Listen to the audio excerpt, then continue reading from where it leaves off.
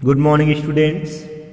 आज हिंदी में पढ़ेंगे पाठ 17 रेमन न हो निराश। किसके बारे में पढ़ेंगे? रेमन न हो निराश। यहाँ पर इस कविता के माध्यम से कवि ने मन की निराशा को दूर कर कुछ कर्म कर अपना जीवन सार्थक करने के लिए प्रेरित किया है। आज इस कक्षा में भी, इस क्लास में भी, इस वीडियो के माध्यम से भी, इस कविता के माध्यम से आप इसी भाव से मिलती जुलती कविता पढ़ेंगे जिसमें कवि ने विद्यार्थियों को मन की निराशा दूर कर जीवन की नई मंजिल तलाशने के लिए प्रेरित किया है। ओके, तो चलिए पढ़ लेते हैं पहले कविता को। कविता के बारे में दिया हुआ है। प्रस्तुत कविता का स्वर आशावादी है, जिसमें कवि निराश मन को नई मंजिल तलाशने के लिए प्रेरित कर रहा है। कवि का मानना है कि जीवन चलने का नाम है, इसलिए हार कर या हताश होकर बैठने के बदले हमें अपनी जो मंजिल की तलाश जारी रखना चाहिए। हमें अपनी मंजिल की तलाश क्या रखनी चाहिए? जारी रखनी चाहिए और निराश नहीं होना चाहिए, बल्कि लक्ष्य निर्धारित कर उस लक्ष्य को प्राप्त करने के लिए हमेशा प्रयासरत होना चाहिए। तो चलिए स्टार्ट करते हैं। रे मन न हो निराश, कर नई मंजिलों की तलाश, यह वक्त बार बार आएगा पर अधिक न टिक पाएगा। मौसम बदलते हैं जैसे रंग, तुम पर भी बसंत फिर आएगा। रे मन न हो निराश, कर नई मंजिलों की तलाश, बहना है जैसे पानी का काम, रुकना नहीं है जीवन का नाम। क्या कहीं थम कर बता, तू कभी खुश रह पाएगा? रे मन न हो निराश, कर नई मंजिलों की तलाश, राह रोड़े अटकाते हैं बहुत, पग सीधे भटक जाते हैं बहुत, पर जो लक्ष्य कभी भूलते नहीं वे ही वीर कहलाते हैं बहुत। रे मन न हो निराश, कर नई मंजिलों की तलाश, जीवन की उठापटक के बीच, एकाकी और उदासियों के बीच, कर्म पथ के योगी फिर भी अपनी खुशियां लेते हैं सींच। रे मन न हो निराश, कर नई मंजिलों की तलाश, छोड़ अब यह ताना बाना, भूल जा यह राग पुराना, नए स्वरों की नई धुनों पर नया लिखा है गीत गाना। रे मन न हो हताश, कर नई मंजिलों की तलाश, सिर उठाकर देख क्षितिज पर, उम्मीद चमकती पाएगा, इसलिए मेरे उदास मन न हो हताश निराश तू। प्रवीण भल्ला के द्वारा लिखा गया यह जो कविता है वो एक क्या है? शिक्षाप्रद है कि हमें निराश नहीं होना चाहिए, बल्कि लक्ष्य की ओर हमेशा अडिग होकर के चलना चाहिए। चलिए इसका अर्थ समझ जाते हैं। प्रस्तुत कविता में कवि प्रवीण भल्ला जी कहते हैं कि रे मन न हो निराश, हे मनुष्य, क्या कि अपने मन को समझाओ कि निराश नहीं होना है। कर नई मंजिलों की तलाश, हमेशा जो है नई मंजिल की तलाश में होना चाहिए, लक्ष्य में ही होना चाहिए व्यक्ति का मन। यह वक्त बार बार आएगा, और वक्त क्या है? एक ही बार आता है क्या? नहीं, वक्त बार बार आएगा पर अधिक न टिक पाएगा। कहने का तात्पर्य है कि कोई व्यक्ति है जो हमें निराश करने वाले पोजीशन क्रिएट करते हैं, माहौल क्रिएट करते हैं, तो वक्त वही नहीं रहेगा। वक्त भी जैसे मौसम बदलते हैं रंग, वैसे ही समय भी बदल जाएगा। आप क्या करो, समय के साथ साथ जो है अपना जो है मना स्थिति को ना चेंज करो। कहने का वक्त ये है कि निराश मत करो मन को, समय जरूर बदलेगा।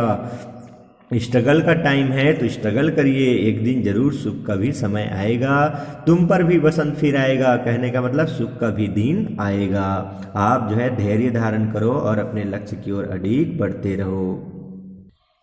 कवि कहते हैं कि जिस प्रकार से पानी का काम क्या होता है बच्चों? बहना होता है। उसी प्रकार से जीवन भी एक जो है पानी की तरह, कहने का मतलब ये है कि बहते रहने में ही, चलते रहने में ही जो है इस जीवन का जो है उद्देश्य होना चाहिए। रुकना नहीं है जीवन का नाम। रुक गया उसको तो हम मृत्यु का पर्याय बोलते, मृत्यु कहते हैं।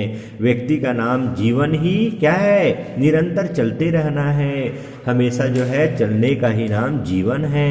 क्या कहीं थमकर बता तू कभी खुश रह पाएगा? जो व्यक्ति कहीं थमकर कुछ नहीं करता उसको क्या बोलते हैं हम, कुछ नहीं कर रहा है तो क्या हो जाता है, असमर्थ हो जाता है। और असमर्थ हो जाता है तो बहुत दुखी रहता है वो। इसीलिए कोई व्यक्ति थम करके एक जगह रह के सुख नहीं प्राप्त करता।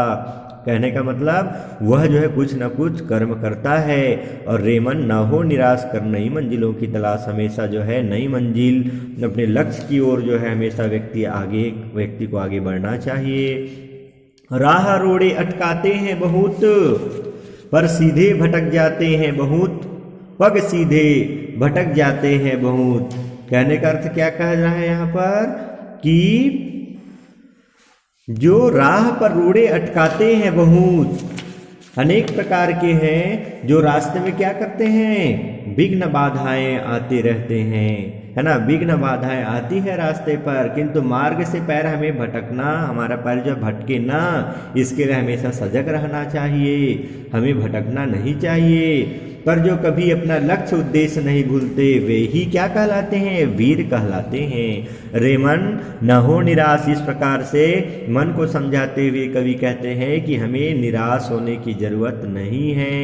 हमेशा जो है एक उत्साहित होकर के लक्ष्य पर आगे बढ़ना चाहिए।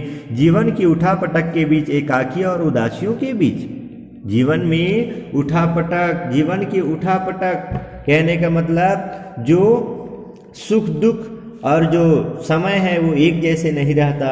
अनेक प्रकार की स्थिति जो है जीवन में उत्पन्न होती है। उनके बीच हमें क्या होना चाहिए, एकाकी और उदासियों के बीच। एकाकीपना भी कभी रहता है उदासियों के बीच, लेकिन हमें उसमें माहौल में शामिल नहीं होना, माहौल में जो है अपने आप को ढालना नहीं है, बल्कि उस उदासी और एकाकी जीवन में भी हमें क्या करना है, उत्साह ढूंढना है और अपने लक्ष्य की ओर जो है आगे बढ़ना है। कर्म पथ की योगी फिर भी अपनी खुशियां लेते हैं सींच, कितना भी उदासी और कितना भी एकाकी क्यों ना रहे, लेकिन जो कर्म पथ की योगी होते हैं, कर्म पथ पर चलने वाले जो श्रेष्ठ लोग होते हैं, अपनी जो खुशियां ढूंढ ही लेते हैं। उसमें भी, दुख में भी अपना सुख का जो है स्थिति माहौल क्रिएट कर लेते हैं और दुख में भी वो सुख आनंद का अनुभव करते हैं। इस प्रकार से हे व्यक्ति, हे मन, अपना जो है मन को, यही व्यक्ति अपने मन को समझाओ क्या कि वो निराश ना होए, अपनी मंजिलों, अपने लक्ष्य की ओर आगे बढ़ते रहो। छोड़ अब यह ताना बाना, भूल जा यह राग पुराना, नए स्वरों की नई धुनों पर नया लिखा है गीत गाना। जो बीत गया सो बीत गया, तकदीर का शिकवा कौन करे, जो तीर कमान से निकल गया उस तीर का पीछा कौन करे, है ना। तो कहते हैं कवि कि छोड़ अब यह ताना बाना, जो जितना हो चुका उसको भूलो, है ना, पुराने। अब क्या करें, हमें नए लक्ष्य की ओर, नए उत्साह से जोश से हमें लक्ष्य की ओर आगे बढ़ते रहना चाहिए, है ना। और अपने लक्ष्य पर ध्यान देना चाहिए। जो हो गया उसको छोड़ो, लेकिन आगे जो है अपना रास्ता, अपना लक्ष्य निर्धारित कर उस पर अडिग रूप से हमें चलना चाहिए। रे मन न हो हताश, उदास होने की जरूरत नहीं है, हताश होने की जरूरत नहीं है। व्यक्ति को हमेशा अडिग रूप से अपने लक्ष्य के लिए चलना चाहिए। सिर उठा देख क्षितिज पर, उम्मीद चमकती पाएगा, इसलिए मेरे उदास मन ना हो हताश निराश तू। सिर उठा कर देख क्षितिज पर, क्षितिज मीन्स वह स्थान जहाँ पृथ्वी और आकाश मिलते हुए दिखाई देते हैं। तो उठा करके देखो, उम्मीद चमकती पाएगा। कहने का मतलब यह है कि संकीर्ण विचारधारा से उठ करके सोच, हमेशा क्या करना चाहिए, ऊंचा विचार रखो। आपको क्या पाएगा, आप हमेशा जो है अपना भविष्य उज्जवल ही पाओगे। इसलिए मेरे उदास मन ना हो हताश निराश तू। निर संकीर्ण विचारधारा के साथ अपने जो मन के संकीर्ण विचारधारा में बह करके आप उदास मत हो, बल्कि उत्साह होकर के, उत्साहित होकर के अपने लक्ष्य की ओर आगे बढ़ते रहो। और हमेशा ये मन को समझाओ कि वो निराश ना हुए और उत्साहित होकर के अपने लक्ष्य के लिए आगे बढ़े और लक्ष्य को प्राप्त करके हमेशा आनंद की स्थिति में रहे। तो ये रहा कविता का अर्थ, है ना, प्रवीण भल्ला जी के द्वारा लिखा गया। इस कविता का अर्थ आप लोगों को समझ में आया होगा, है ना। मैं मीटिंग में इससे रिलेटेड क्वेश्चन करूँगा, तो आप लोग अच्छे से समझिएगा और कुछ भी डाउट हो तो मीटिंग में अवश्य कंसल्ट करिएगा। कवि परिचय दिया हुआ एक लेखक और कवि के रूप में पहचान बनाने वाले प्रवीण भल्ला का जन्म 8 दिसंबर 1978 को पंजाब के चंडीगढ़ शहर के निकट जीरकपुर गांव में हुआ। बचपन से ही इनका लेखन की ओर रुझान था, जिसके कारण मात्र 16 वर्ष की आयु में ही इनकी कविताएं अखबार के पृष्ठों पर अपनी पहचान बनाने लगी। कविता लेखन के साथ साथ इन्होंने शिक्षा, धर्म, संगीत, जीवन चरित्र, खेल आदि विषयों पर अनेक पुस्तकें लिखकर अपनी लेखनी के रंग बिखेरे। इसके अतिरिक्त इन्होंने प्रतिष्ठित पत्र पत्रिकाओं के लिए भी लेख लिखे। 20 वर्षों से लेखन के क्षेत्र में सक्रिय इनकी अब तक 40 से अधिक पुस्तकें प्रकाशित हो चुकी हैं। वर्तमान समय में ये एक प्रतिष्ठित अंतर्राष्ट्रीय शैक्षणिक संस्था में कार्यरत हैं। तो ये तो रहा प्रवीण भल्ला जी के बारे में। आप लोग कवि परिचय याद कर लीजिएगा और कुछ भी डाउट हो तो मीटिंग में अवश्य कंसल्ट करिएगा। ओके।